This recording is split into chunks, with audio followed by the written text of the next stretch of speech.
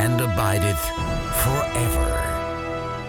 Over a period of 1,500 years, God breathed through 40 chosen men and wrote the scriptures for humanity. Down the corridors of time, empires have tried to burn it, kings have sought to banish it, and translators have painstakingly connived to pollute it. But the Bible still stands. His truth endureth to all generations. It will never fail, never fade, and never falter. It will ever remain taintless and timeless, and it is the most precious treasure we have.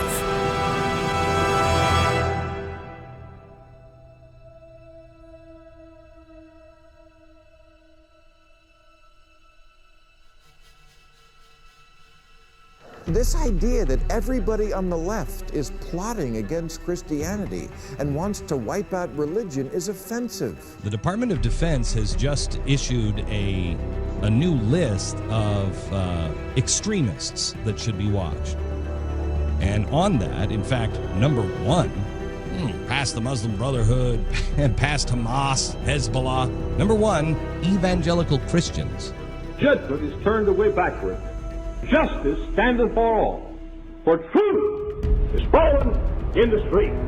Another briefing, and I believe this was in the Air Force, labeled evangelical Christianity as examples of religious extremism. So there's something going on here. All the laws we've passed don't count for much if they're not enforced. Laws have to be backed up with resources and political will. And deep-seated cultural codes, religious beliefs, and structural biases have to be changed. Because it's the Christian evangelicals down there with their crazy ideas about Israel, which is, I don't know, mythical. They don't understand the situation over there and how tricky it is ethnically and tribally. They don't care because it's a religious belief.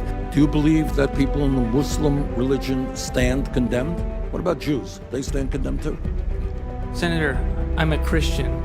I understand you are a Christian, but this country is made up of people who are not just. I understand. Senator, I wrote a post based on being a Christian that speaks clearly with regard to the centrality of Jesus Christ in salvation. I would simply say, Mr. Chairman, that this nominee is really not someone who is what this country is supposed to be about. It's one thing to talk to Jesus. It's another thing when Jesus talks to you. Exactly. Okay, well, that's different. That's different. That's called mental illness, if I'm not correct. But I'm hearing voices. So if you do not believe it's appropriate for two gay people to marry? Senator, I continue to hold that view. It's the same view. And so, yes or no, do you believe being gay is a perversion? I'm going to give you the same answer I just gave you previously.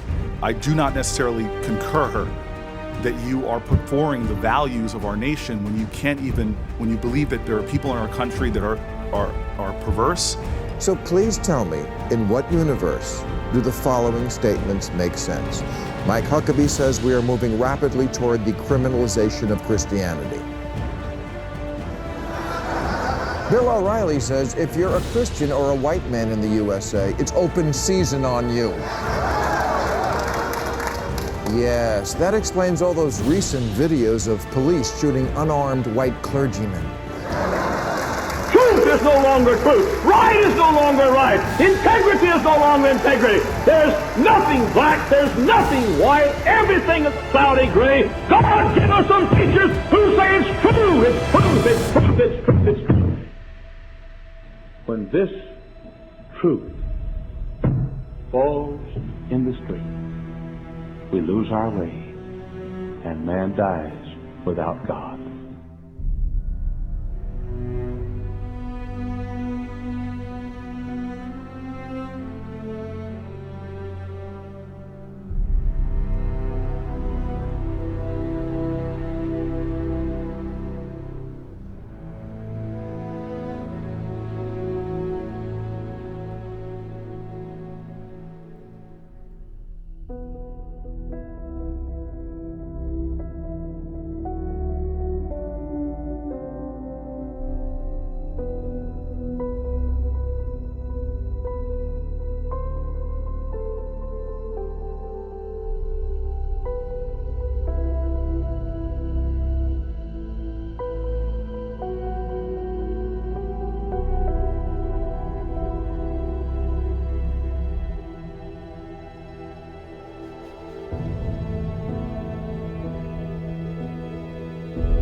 in spite of the deception that Satan has spread across our land, there is still a generation that longs for truth.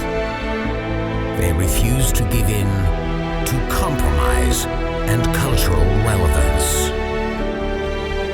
They believe in absolutes.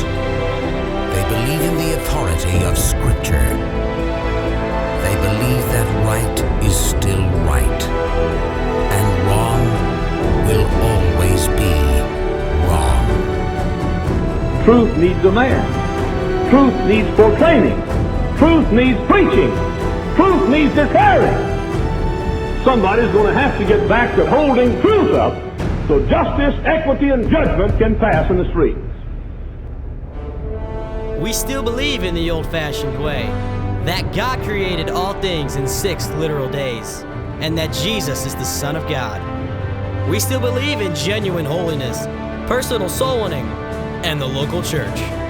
We refuse to follow the trends of neo-fundamentalism, but will remain faithful to the timeless truths of the Bible established by the Ancient of Days. As a next generation, we are determined to be dedicated to truth.